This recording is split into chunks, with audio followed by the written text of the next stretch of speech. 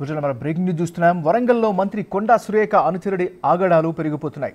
డ్యూటీలో ఉన్న పోలీసులకే వార్నింగ్ ఇచ్చే స్థాయికి వెళ్లారు.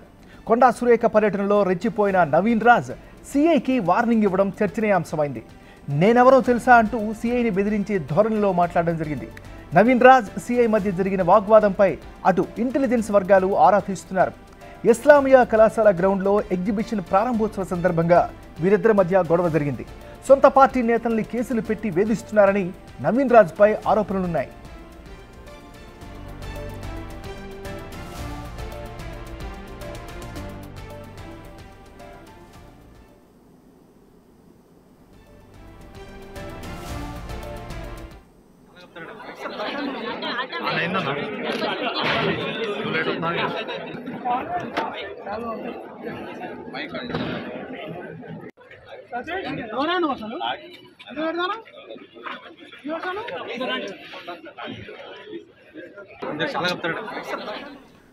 వరంగల్లో మంత్రి కొండా సురేఖ అనుచరుడి ఆగడాలు పెరిగిపోతున్నాయి.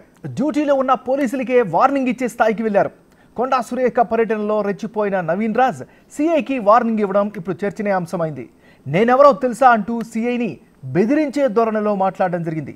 నవీన్ రాజ్ సీఐ మధ్య జరిగిన వాగ్వాదంపై అటు ఇంటెలిజెన్స్ వర్గాలు ఆరా తీస్తున్నారు. ఇస్లామియా కళాశాల గ్రౌండ్లో ఎగ్జిబిషన్ ప్రారంభోత్సవ సందర్భంగా వీరిద్దరి మధ్య గొడవ జరిగింది. ఇదే అంశానికి సంబంధించి మరింత తాజా సమాచారాన్ని మా రిపోర్టర్ వేణు అందిస్తారు. వేణు, చెప్పండి, ఈ గొడవకు సంబంధించిన అప్డేట్ ఏంటి? పోలీసులు ఏం చెప్తున్నారు?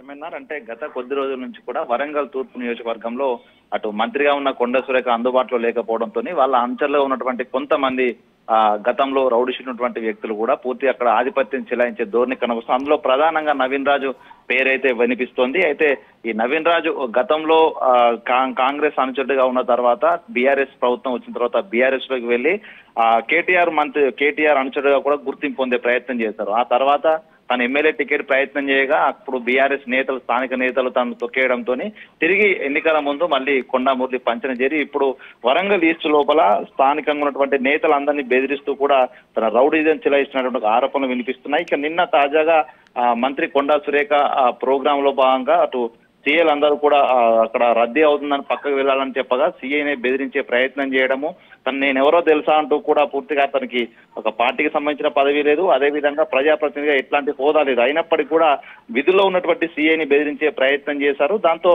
సీఐ కూడా తనకు అంతే ధీటుగా సమాధానం ఇచ్చే ప్రయత్నం చేసి అక్కడ నుండి స్థానిక పోలీసులు, రాజకీయ నేతలు కూడా ఇద్దరి మధ్య సహాయ గురించే ప్రయత్నం చేశారు. సో ఇదే కాకుండా గత 10 రోజుల క్రితమే వరంగల్ ఈస్ట్ కు సంబంధించి 21 డివిజన్ కాంగ్రెస్ పార్టీ అధ్యక్షుడు సందీప్ తనకు నవీన్ రాజుకు మధ్య విభేదాలు ఉండడంతో స్థానిక పోలీసులతో ములాఖతై సందీప్ ను ఒక చిన్న కేసులో స్టేషన్ తీసుకెళ్లి చితకబాధించి అది వీడియో కాల్ ద్వారా సీఐ నుంచి తను వీడియో కాల్ మాట్లాడుతూ కూడా తీవ్రంగా బెదిరించే ప్రయత్నం చేశారు. ఇట్లా నవీన్ రాజు ఆగడాలు అయితే రోజు రోజుకు పెరుగుతున్నటువంటి చర్చ జరుగుతుంది.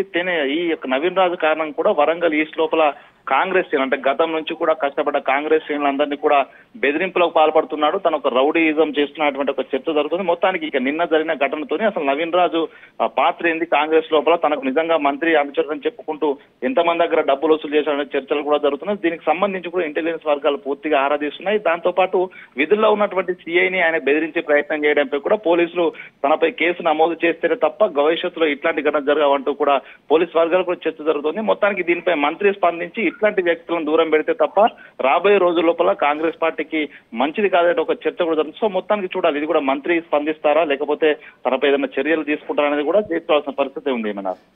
Right, thank you Venu.